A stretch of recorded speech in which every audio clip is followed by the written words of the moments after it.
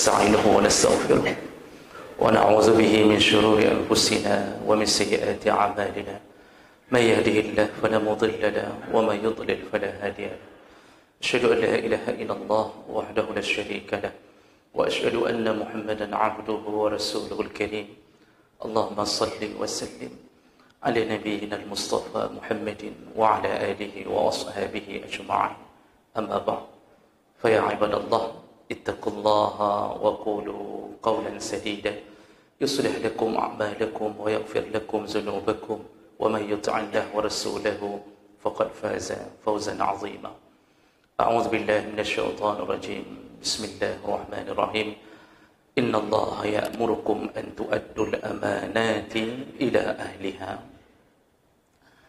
Segala puji bagi Allah, kemudian salawat dan salam kepada Rasulullah, pada keluarga dan seluruh sahabat-sahabatnya. Jemaah Jumaat yang Allah muliakan insya-Allah.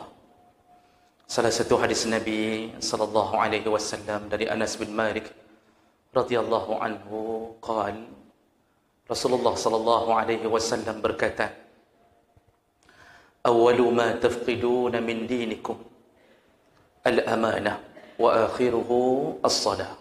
Hadis dengan derajat yang sahih. Rasulullah berkata, urusan yang paling pertama hilang dari agamamu adalah al-amanah. Dan yang paling akhir hilang dari urusan agamamu adalah salat. Artinya, orang masih terus melanjutkan salat, tapi orang kehilangan amanah. Orang berjamaah, orang melakukan haji dan umrah, orang melakukan zakat, ibadah-ibadah semua berjalan, tapi amanah sudah lebih dahulu ditinggalkan. Maka tersisalah orang-orang yang nampaknya dalam kehidupan hari-harinya adalah orang saleh, padahal dia telah mengingkari amanah kepada Allah dan kepada sesama manusia. Jemaah merakan Allah Subhanahu wa taala. Dalam surah Al-Ahzab ayat 72, Allah Subhanahu wa taala menceritakan bagaimana amanah pertama sekali Allah tawarkan kepada makhluk yang bernama langit, bumi dan gunung. Allah Subhanahu wa taala mengatakan, "Inna 'aradna al-amanati 'ala as-samawati wal ardi wal jibal fa abaina an yahmilnaha wa ashfaqna minha." Telah kutawarkan, kata Allah, kami telah menawarkan amanah kepada makhluk yang bernama langit, dan kemudian kepada bumi, dan kemudian kami tawarkan kepada gunung. Tiga makhluk terbesar di alam raya Allah tawarkan untuk menjalankan amanah. Kemudian Allah ceritakan, fa'abaina ayyahmilnaha. Semua mereka tidak ada yang mau menanggung amanah satu pun. Kenapa? Wa ashfaqna minha. Mereka takut mengkhianatinya. Langit menolak amanah, bumi menolak amanah, gunung pun menolak amanah, karena takutnya kepada Allah, takut terkhianati amanah yang dibebankan. Lalu Allah Subhanahu wa taala menawarkannya kepada manusia. Fahamalaha al-insan. Ternyata manusia mau menerimanya. Innahu kana zaluman jahula. Sungguh-sungguh, kata Allah, manusia ini benar-benar zalim, benar-benar bodoh. Dalam tafsir dan hampir semua tafsir, kalau bicara masalah ayat ini, maka akan diceritakan riwayat Ibnu Abbas dari Rasulullah sallallahu alaihi wasallam.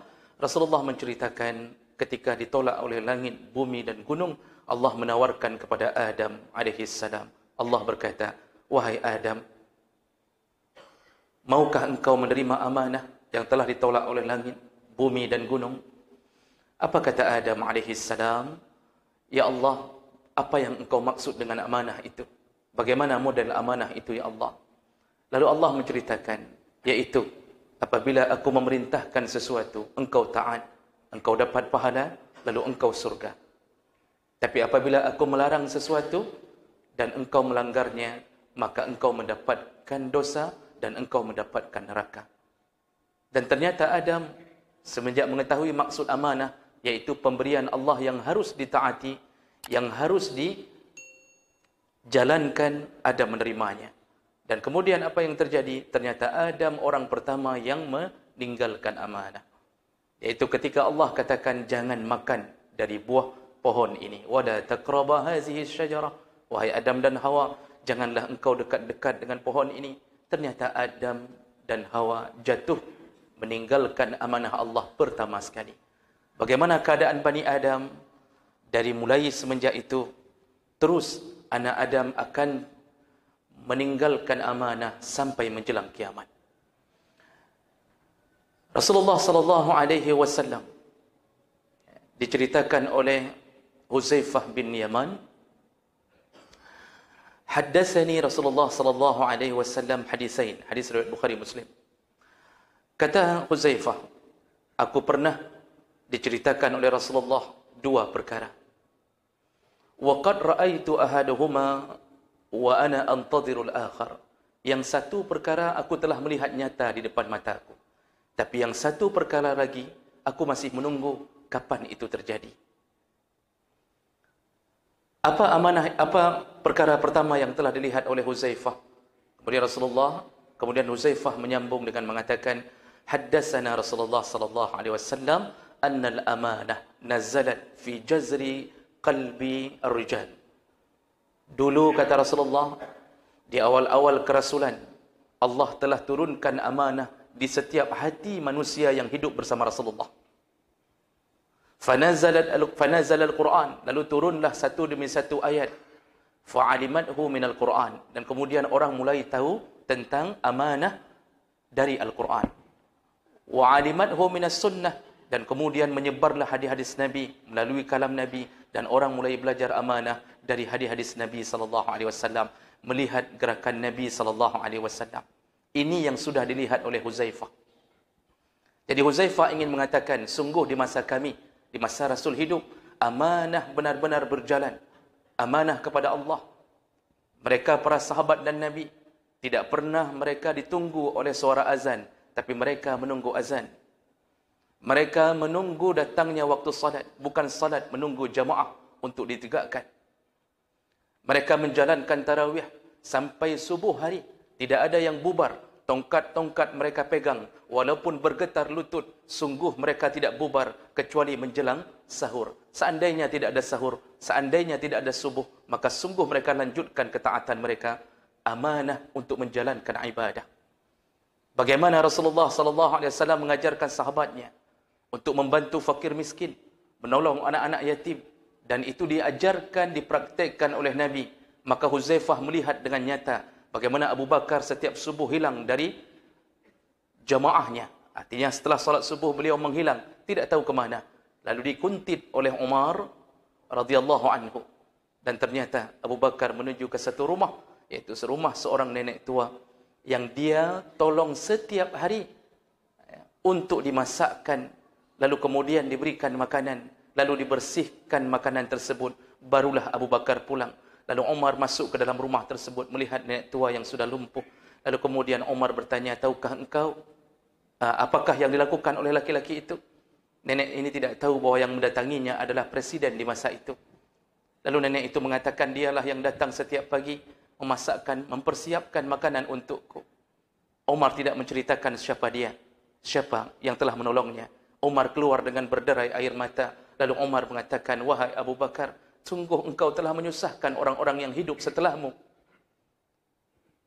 Yaitu kami tidak mampu melakukan apa yang engkau lakukan. Padahal Umar dalam sejarah kembali melakukan amanah. Umar terkenal berjalan di malam hari, meninggalkan gandum demi gandum di depan rumah-rumah orang miskin. Umar mendengarkan rakyatnya, pantang satu kezaliman terjadi pada rakyat, maka dialah yang membelanya. Dialah yang menghilangkan kesusahan rakyat, bukan menyusahkan rakyat. Bahkan ditegakkan keadilan oleh Umar bin Khattab, walaupun anaknya sendiri yang melakukan maksiat. Jemaah melakukan Allah, itu pandangan Huzaifah al-Yamani, melihat bagaimana amanah berjalan. Dulu, waktu orang berjualan di masa Rasulullah, kalau ada salah seorang yang sudah laku, ditulis dalam kitab-kitab tentang sirah para sahabat, maka penjual yang sudah laku, ketika ada yang datang membeli kepadanya, maka dia akan menawarkan kepada orang yang di sampingnya. Dia katakan, belilah sebelah saudaraku di samping. Aku tidak lagi menjualnya, untuk menyelamatkan saudaranya. Tidak ada penipuan, Umar bin Khattab berjalan di tengah-tengah pasar. Lalu Umar berseru, tidak boleh berjualan di pasar ini kecuali mereka telah mengetahui tentang ilmu riba.